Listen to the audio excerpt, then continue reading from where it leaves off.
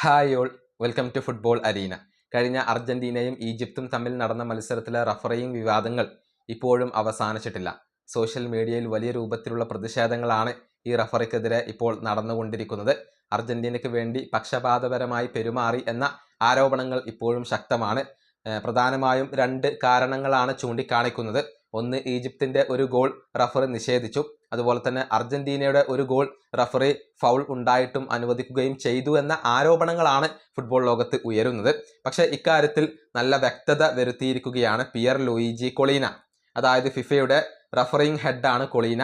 മാത്രമല്ല ഒരുപാട് കാലം റഫറി ആയിക്കൊണ്ട് പ്രവർത്തിച്ച വളരെ ഫേമസ് ആയ വ്യക്തിയാണ് കൊളീന. അദ്ദേഹം പറയുന്നത് ആ മത്സരത്തിൽ റഫറിക്ക് തെറ്റിയിട്ടില്ല എന്നുള്ളതാണ്. റഫറിയുടെ രണ്ട് തീരുമാനങ്ങളും ശരിയായിരുന്നു എന്നാണ് കൊളീന ഇപ്പോൾ വ്യക്തമാക്കിയിട്ടുള്ളത്.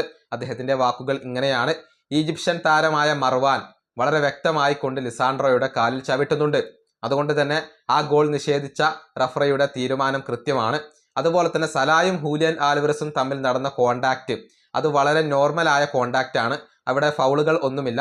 അവിടെയും റഫറി എടുത്ത തീരുമാനങ്ങൾ കൃത്യമാണ്. ഇതാണ് കൊളീന ഇപ്പോൾ പറഞ്ഞിട്ടുള്ളത്. അതായത് ആ മത്സരത്തിൽ വിവാദങ്ങൾക്ക് സ്ഥാനമില്ല, അവിടെ റഫറി എടുത്ത തീരുമാനങ്ങൾ എല്ലാം ശരിയാണ് എന്നാണ് ഫിഫയുടെ റഫറിങ് ഹെഡ് ഇപ്പോൾ വ്യക്തമാക്കിയിട്ടുള്ളത്. പക്ഷേ പ്രതിഷേധങ്ങൾ ഇപ്പോഴും കുറഞ്ഞിട്ടില്ല. പ്രത്യേകിച്ച് സോഷ്യൽ മീഡിയയിൽ അർജന്റീനക്കെതിരെയും ഫിഫക്കെതിരെയും വലിയ ആരോപണങ്ങളാണ് ഇപ്പോൾ ഉയർന്നു കേൾക്കുന്നത്.